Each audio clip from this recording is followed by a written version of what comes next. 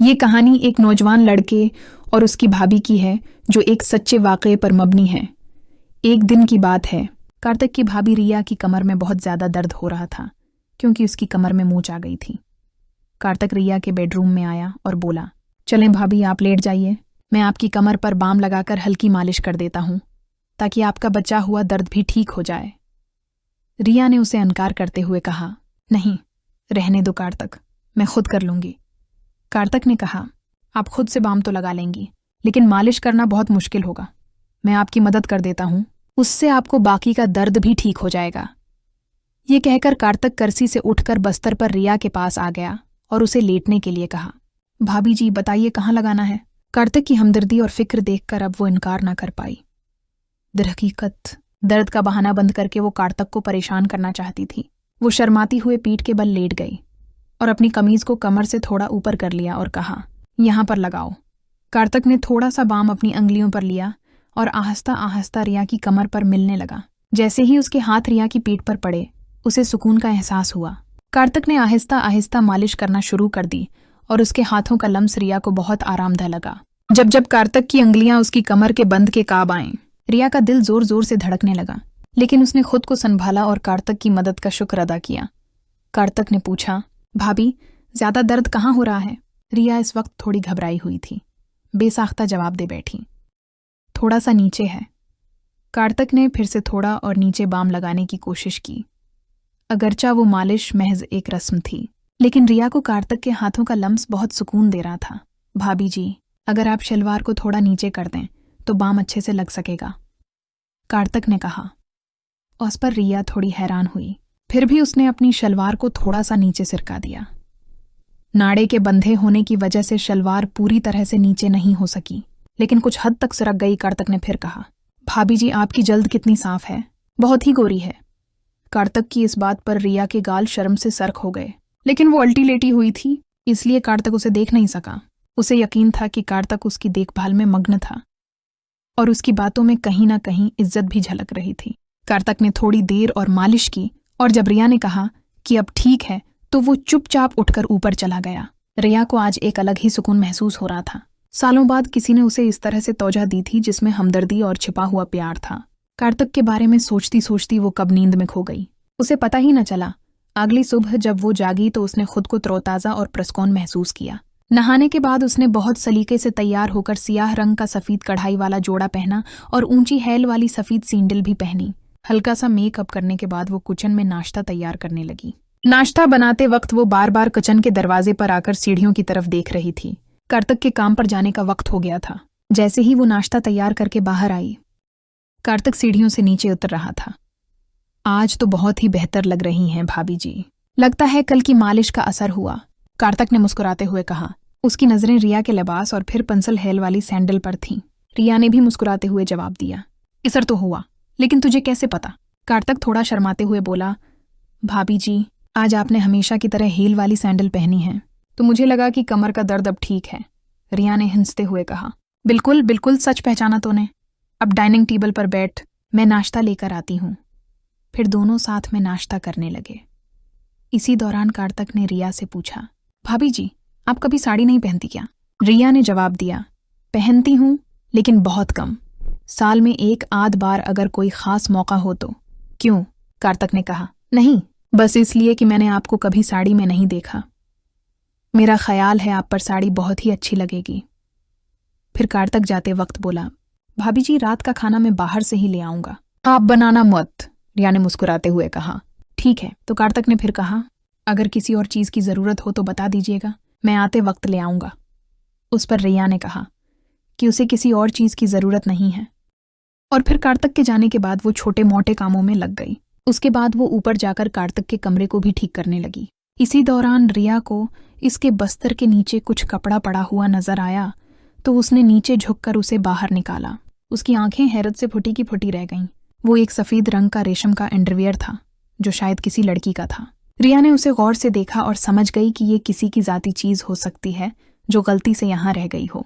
उसने फौरन ही कपड़े को एक तरफ रख दिया और कमरे की सफाई करने लगी। इसी दौरान उसे 3 दिन पहले की वो बात याद आई जब रोहन और रीना उसी कमरे में एक दूसरे के साथ थे। उसे लगा कि ये कपड़ा शायद रीना का ही होगा। रिया ने कपड़े को उठाकर देखा तो उस पर कुछ सफ़ेद दाग नजर आए। उसे समझने में देर न लगी कि वो लोग किस कस्म के हैं। इन दागों को देखकर वो किसी दूसरी दुनिया में खो गई। तब अचानक बाहर मरकजी दरवाजे पर दस्तक हुई तो उसने उस कपड़े को वापस बस्तर के नीचे रखा और बाहर आकर दरवाजे की तरफ देखा। उसने देखा कि पड़ोस में रहने वाली कोमल भाभी खड़ी थी। अरे भाभी, मैं अभी आती हूँ, रिया ने कहा और जल्दी से कार्तक का कमरा बंद किया और नीचे आकर दरवाज़ा खोला। कोमल, जो पड़ोस में रहती थी, अपनी उम्र के 35वें दहाई में थी और घर पर ही ब्यूटी पार्लर चलाती थी। कोमल अक्सर दोपहर में रिया के घर आ जाती थी या उसे अपने घर बुला लेती थी और दोनों उधर उधर की बातें करती थीं। इस दिन भी रिया और कोमल ने गली महलों की ढेरों बातें की। कोमल के जाने के बाद रिया ने एक बार फिर नहाने का इरादा किया। सुबह कार्तक ने साड़ी का जिक्र किया था, इसलिए नहाकर उसने नीले रंग की परंटड साड़ी पहन ली और साथ में सलौर रंग की पंसल हैल वाले खूबसूरत सैंडल भी पहने। कार्तिक के आने का वक्त भी हो चुका था और वो शाम के 4 बजे ही आ गया। जब रिया ने दरवाज़ा खोला तो कार्तिक उसे बड़े गौर से देखने लगा। अपनी तरफ इस तरह तौजा देखकर वो मुस्कुराते हुए बोली, ऐसे क्या देख रहे हो? कार्तिक मुस्कुराते हुए बोला, वाकई भाभी, आज आप इस साड़ी में बहुत ही खूबसूरत लग रही हैं। ये कहकर वो अंदर आ गया और वो साथ में रात का खाना भी लाया था। भाभी, मैं ऊपर जा रहा हूँ फर्श होने के लिए, आप एक गिलास शरबत बना दें प्लीज़। रिया ने उसकी तरफ मुस्कुराते हुए देखा और कहा, हाँ हाँ, क्यों नहीं। इसके बाद कार्तक ऊपर चला गया और फर्श होकर जब नीचे आया तो उसने एक आरामदायक टी शर्ट और शार्ट्स पहन रखे थे। रिया ने शरबत बनाया और उसे अपने बेडरूम में ले आई। वहां पर कूलर लगा हुआ था। कार्तक कमरे में आकर सामने वाली कुर्सी पर बैठ गया और रिया भी बिस्तर पर टांगे नीचे लुटका कर बैठ गई। दोनों ने इधर उधर की बातें की। इस दौरान कार्तक ने रिया से पूछा, भाभी, अब आपकी कमर का दर्द कैसा है? रिया मुस्कुराते हुए बोली, अरे अब तो मैं बिल्कुल ठीक हूँ, कल इतनी अच्छी मालिश जो थी। कार्तक ने अपना शरबत का गिलास साइड टेबल पर रखते हुए कहा, भाभी आप आराम से लेट जाइए, मैं एक बार और बाम से आपकी मालिश कर देता हूँ ताकि आपकी सेहत और भी अच्छी हो जाए। रिया ने इनकार करते हुए कहा, नहीं कार्तक, मैं अब बिल्कुल ठीक हूँ। लेकिन कार्तक ने कहा, भाभी आप मेरे लिए हमेशा इतना करती हैं, क्या मैं आपके लिए इतना भी नहीं कर सकता? चलिए लेट जाइए। रिया उसकी बात को टाल न सकी और खाली गिलास टेबल पर रखते हुए बोली, अच्छा बाबा तो मानता नहीं है, लेटती हूँ, पहले सैंडल तो उतार दूँ। सैंडल उतारने की ज़रूरत नहीं है भाभी, इतनी खूबसूरत सैंडल आपके हुसैन पाँव की खूबसूरती को और बढ़ा रहे हैं, आप ऐसे ही लेट जाइए, कार्तक ने थोड़ी चंचलता से कहा। रिया को उसकी बात पर हंसी आ गई और वो उसकी बात मानकर बस्तर पर लेट गई। उसने साड़ी पहन रखी थी, इसलिए उसकी कमर कार्तक की नज़रों के सामने थी। कार्तक ने बाम अपनी अंगुलियों पर लगाया और रिया की कमर की मालिश करने लगा। रिया ने कार्तक से पूछा, एक बात बता कार्तक, तुझे मेरी ऊंची हैल वाली सैंडल बहुत पसंद है ना? कार्तक थोड़ा शर्माते हुए बोला, जी भाभी आप बिल्कुल सही कह रही हैं, आपको तो अजीब लगेगा, लेकिन मुझे ख्वातीन के पाँव में हाई हील वाले सैंडल बहुत प्रकशिश लगते हैं और आप तो हमेशा ही हाई हील की सैंडल या चप्पल ही पहनी रहती हैं। रिया मुस्कुराते हुए बोली, अरे इसमें शर्माने वाली क्या बात है? और मुझे कुछ अजीब नहीं लगता, मैं तेरी एहसासात को समझती हूँ। कार्तक के हाथों से हो रही मालिश से उसे बहुत आराम मिल रहा था। कार्तक के हाथ आहिस्ता आहिस्ता नीचे की तरफ बढ़ने लगे। रिया के मजाक के मोड को देखते हुए कार्तक ने भी थोड़ी हिम्मत दिखाते हुए कहा, भाभी आपकी जल्द कितनी नर्म है, अगर आप चाहें तो साड़ी को थोड़ा नीचे कर लें ताकि मैं अच्छे से मालिश कर सकूं और साड़ी भी गंदी नहीं हो। रिया ने थोड़ा शर्माते हुए साड़ी को थोड़ा ढीला कर दिया ताकि मालिश करने में आसानी हो सके। उसे पिछली रात की मालिश से बहुत सुकून मिला था, इसलिए उसने ज्यादा जिद नहीं की। जैसे ही रिया ने साड़ी को ढीला किया, कार्तिक ने आहिस्ता से साड़ी को नीचे की तरफ कर दिया ताकि वो अच्छे से उसकी कमर की मालिश कर सके।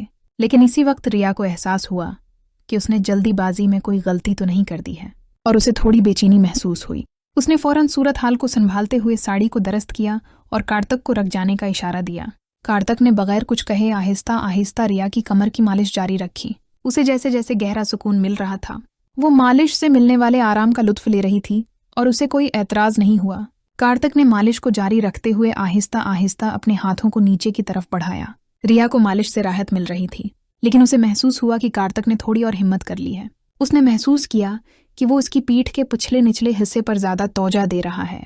रिया को यह भी एहसास हुआ कि उसकी साड़ी का करता थोड़ा और ढीला हो गया है और उसने वो सब किया। दोस्तों, मेरी कहानी कैसी लगी आपको? कमेंट करके ज़रूर बताएं। मेरे चैनल को लाइक, शेयर और सब्सक्राइब करें। मिलती हूँ एक और नई रोमानवी वीडियो के साथ।